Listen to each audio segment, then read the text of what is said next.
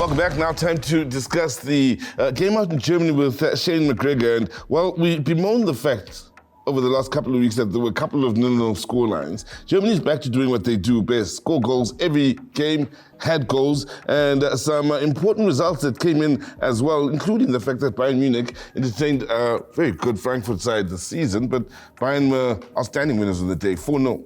Yeah, I got that completely wrong. Yeah. I thought Frankfurt were going to get something out of it, but Bayern winning 4-0. No Harry Kane goals, shows you. They don't need him as much as we thought they do, but again, no penalties in the game. So.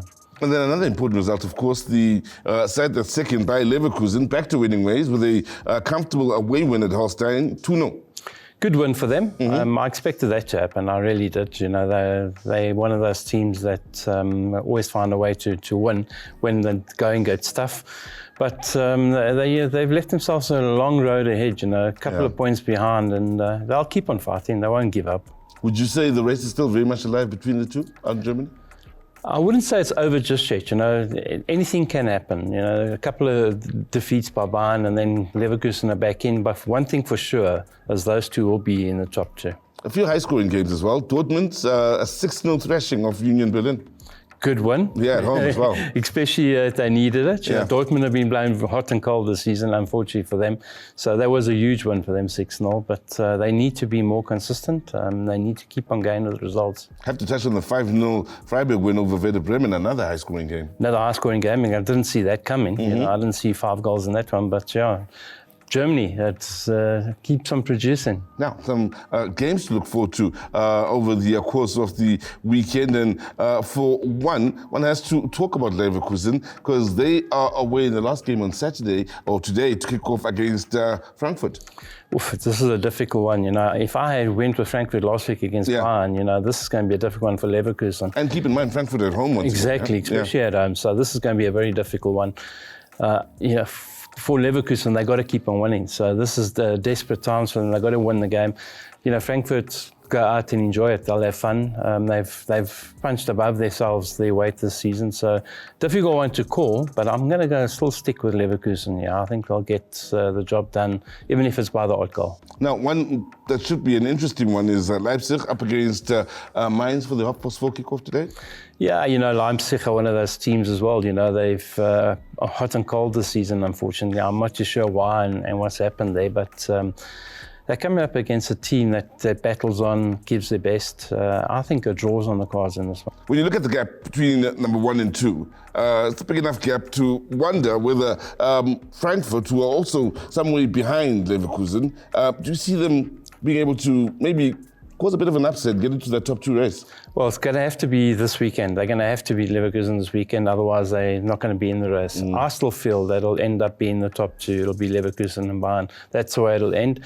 But this weekend will tell it all. If Leverkusen get the result, it's all done and dusted. Well, that's Shane McGregor talking about all things German football then, and maintaining that the race is not quite over as yet. On the other side of this, we are joined by SABC football commentator. That, of course, is Brian Mofokeng to talk about the latest development in the South African game. The big talking point so far, just outside of what's happening on the field, is what's happening with Royal AM. And we find out what the status is in as far as the Nedbank Cup. We'll also talk about Royal AM and the troubles they've had so far in the PSL as well.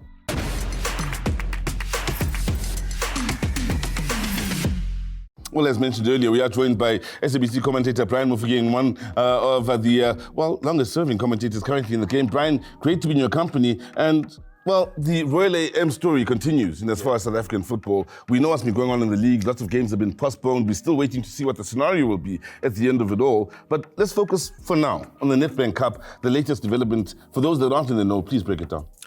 Very interesting. Thank you very much for having me, first of all, Caesar. If you talk about Royal AM, the big story is always going to be, why did it take so long for a decision to be made? We're always talking the story to say, you keep postponing matches, eventually going to have Royal AM versus / So Final League did come up with a decision to say, you know what, the game between Milford as well as Kukune will go ahead. So the winner of that game will therefore take on Sundowns. So Royal AM officially booted out of the Nedbank Cup.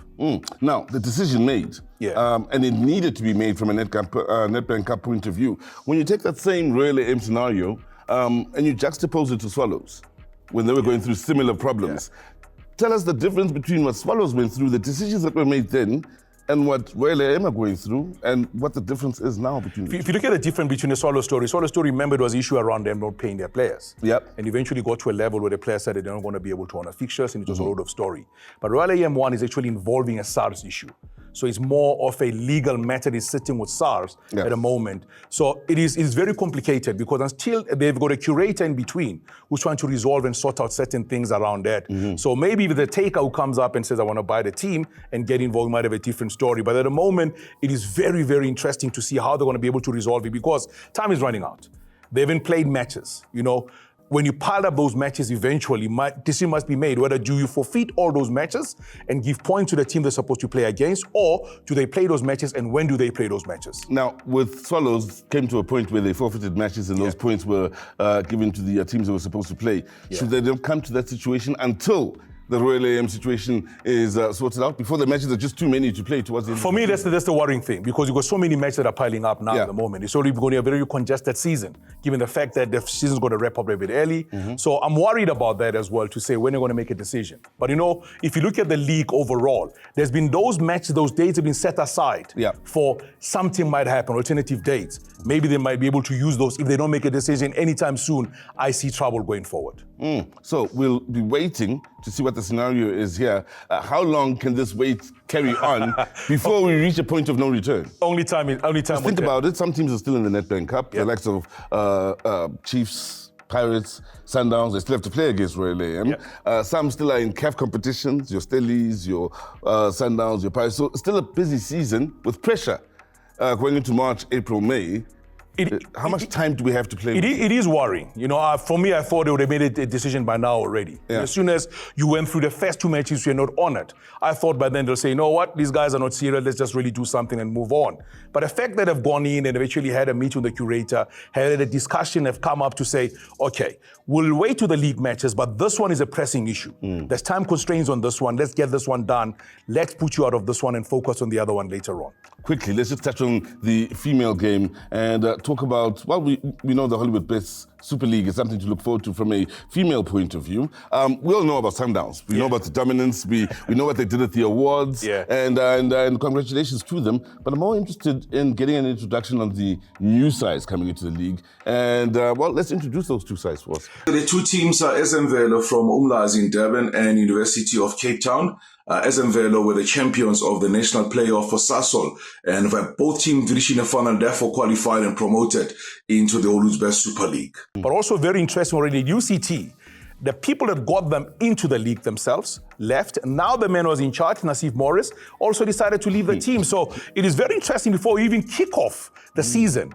Already even a drama that's happening. I mean, also seen some teams, UWC, for example, lost some players that have left, beefed up the squad with some good players coming in. I've also been interesting to see how Tuks have gone about their business. One of the new signings for the goalkeepers for the South African under-17 team is part of the team now. They've just recruited. So 5 new signings announced by them, 6 signings announced by UWC. So I'm looking forward to the season because we've got a few derbies now in the Western Cape also that is coming up, or rather in the Cape Tide, because Forte is there as well as UCT as the new team. UWC is there as well to talk about. So I'm looking forward to the new season. Well, the good news is if you get a little bit sad thinking, well, the PSL is coming to an end in the next 2-3 months or so, the good news is the Super League, of course, will start, the Hollywood-based Super League, and something good to look forward to from a woman's point of view, which is growing, well, by the day, by the year here in South Africa. So, firstly, I'd like to thank Brian Mofokeng for coming through and, well, giving us some insight with regards to the Super League, the new teams coming in, as well as the Royal AM situation with the Nedbank Cup. Also, let's not forget Shane McGregor as well as Jace Kosana. Thank them too. And from myself, Sizu Mapena, and the rest of the team that is behind the scenes. Click, click, bang.